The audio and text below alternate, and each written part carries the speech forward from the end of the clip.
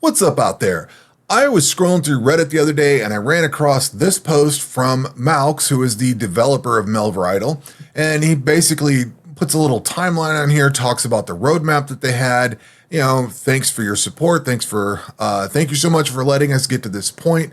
I mean, you can read this whole thing if you want to. It's a good read. But basically what they're saying is that they've hit everything on the roadmap. The roadmap is done, and come down here to this point, it says, obviously everyone wants to know what's next. We've finished this roadmap, now what? Well, you'll just have to give us some time and we'll let you know at a later date what's happening next. So they don't really have anything planned, or they're cooking it up, whatever. They still have the upcoming offline client, so it's not like they're not working on it, bug fixes, balancing changes, stuff like that. So they put a link to the roadmap over here, and you could see all the boxes are green. And I totally forgot about this. I remember when these were all question marks. I remember when we were still looking at the full release. That was a minute ago. So anyway, I got to thinking about it. I was like, you know what? I don't think they're done yet. It sounds like they're probably going to try to work up maybe some more expansions, or try to figure out what they want to do with the game. Maybe we get a Melvor 2 and they completely revamp it. Who knows? I guess we'll find out. But it got me to thinking. I was like, you know what? This might be a good time to put out what I would like to see happen with Melvor. This is just totally my list. I don't expect anything to happen. I just think this would be cool stuff that could tidy up the way everything's done. We've got all the expansions out now, and I think there's some oddities in this that could be solved, and this is just my spiel. So I would start off, and I'm going to go through in a particular order, because you'll see as we go, I kind of had some ideas that build on each other in some respects. So the first thing I would do is rebalance the Atlas of Discovery. And the problem that I have with Atlas of Discovery is if you take the base game and the Throne of the Herald, the expansions kind of go together. You can't use everything from the base game in the Throne of the Herald, and vice versa. You can't use everything from the Herald in the base game. But you can go into crafting. You can get all your non-combat skills to 120. Whether you can use, like, you can't use the divine gear at all. Like, you can't use any of the Herald expansion stuff. You can get to that point, and you can get the bars, and you can get the max skill cape and all that stuff. You can get level 120 in all your combat skills. You can use the rings and amulets and stuff that you can get from the Herald expansion. So that's why I'm saying that they kind of like mesh together. You can't use some of this stuff and you can't use some of this stuff, but there's enough stuff that crosses over. Another good example is like agility. You can get agility to 120. You can buy the elite pillar of combat, and then you can go through the game, the base game, beat impending darkness with this pillar of conflict equipped. Like, there's no reason you can't get this. It only costs divine bars and carrying logs, and you can get that from wood cutting, 120 wood cutting, and 118 smithing, or whatever it takes. My point is, those two synergize fairly well together. Now you've got the Atlas of Discovery, which kind of just hangs off on its own, and it's kind of weird because when I sit down, like I'm doing the relic mode right now, I have basically no reason to come back in and do any of these dungeons, like the Underwater City, the Cult Grounds, the Trickery Temple, or the Unholy Forest. Those basically give you stuff from maybe some of this might be useful in some regards, like maybe the Unholy stuff could be useful. I still really haven't used the Unholy stuff, but like all the imbued bars and things like that. Yeah, you get some more unholy things in here. I don't know. I just don't really find myself wanting to go into these. You've got some barrier stuff. You can get that full combo gem or whatever with mixing these up, which is great. That's all good. But the problem is I'm at a point where I don't want to go back and do all that stuff. And it feels like a weird detour to go do all that. So what I would propose is, I think this is a really cool idea anyway. If you look at the base game, all the skills go to 99. So the first thing that I would do is take cartography and archaeology and make them part of the base game up to level 99. Now, cartography might be a little weird on how to do this. What I would probably do is your 99. I think you can 99 this with the base map. Like, I don't think you could. I don't think you have to go. I don't think you have to. I think you. What I'm trying to say is, I think you can fully explore the map and get 99, and then 120 comes from fully surveying all the different hexes and all that stuff. So I think you could feasibly let people get to 99, see the entire map, unlock the whole thing, and not necessarily get like maybe you could do level 3, because I think you have to. I think you have to actually unlock the whole thing before you can do the five of five. Like, you get 3 of 5 for some of them, and then 5 of 5 for all of them once you've unlocked it all. Whatever. My point is, you could get to 99 with this. You could give certain things, like lock some of this stuff out. Some of these things that we get, I don't know where all the different, I can't remember what the symbol is, but like the little symbol that are these things, these little stars, like this. You don't necessarily have to provide all these stars, you know, to get the like the extra Slayer negation and stuff like that, or extra, like some of that could still be part of the expansion. Like, I would not advocate cutting the content from the Atlas of Discovery. What I would advocate is taking cartography and archaeology in a stripped down form and making it part of the base game. That way you could build off of that. They go to 120 just like everything else, but you have to buy the expansion for 120. That's the way Throne of the Herald works with all the other skills. So it kind of fits, makes that feel a little bit more contiguous or whatever. Doesn't feel out of the way. And I would do the same thing with archaeology. Like, you could totally just ditch a bunch of stuff out of archaeology. Whatever you get to level 99, that's it. That's all you get. But maybe you can get the evasion gems, but you can't get like the, I would pare some of this down. Like, you can't get any of the barrier stuff like that. Like, that's what I would do, is take these 2 skills, put them part of the base game up to level 99, strip out anything that's Atlas of Discovery, and just let them be in the base game. Now, the reason I say that is because that gives everybody cartography. So I would love to see. I'll get to that. I'll get to that because I want to talk about something else. I got like a whole thought line on this.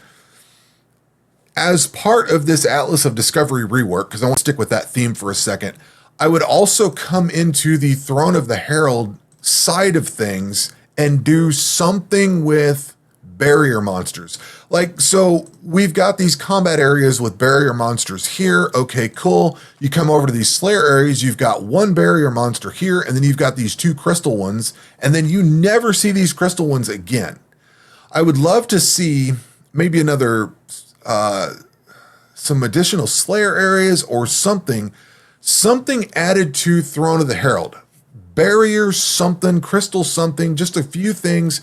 Maybe a new dungeon, maybe add barrier monsters into these dungeons or something. I might mess up the balance of it. I know I'm asking a lot on that regard, but I would love to see a reason to propel forward with the barrier stuff. The barrier stuff's really cool, but it's only in this expansion that kind of sits weirdly off to the side. And this would be supposing you have both Atlas of Discovery and Throne of the Herald. It would be a bonus. Not just put barrier monsters in there where people can't get to it, but if you have both expansions, you get a little bit of extra content or something like that to make it feel like it stretches in. Because we got Throne of the Herald first, and then we got Atlas of Discovery. So there's not much crossover between the two. And what I'm trying to do is elevate the 2 expansions so that instead of having one that feels weirdly in the middle over here, you kind of get them both up next to each other. Or something that just makes more barrier stuff. Because I think the barrier stuff is cool, but once you've, like in my relic mode, I've beaten this dungeon, I have no reason to go back into the underwater city. Yeah, there's some gear that I can get out of this. Sure, if I wanted to go for completion or something, but there's like no real reason. That's beaten and I'm done. So I'd love to see something else that continues forward into the Throne of the Herald if you own both expansions. That's the thing. If you own both. So just to summarize this, I would take level 99 versions of cartography and archaeology, put those in the base game, and then do some other things, bring barrier monsters or something like that into the Throne of the Herald. And what else did I say here?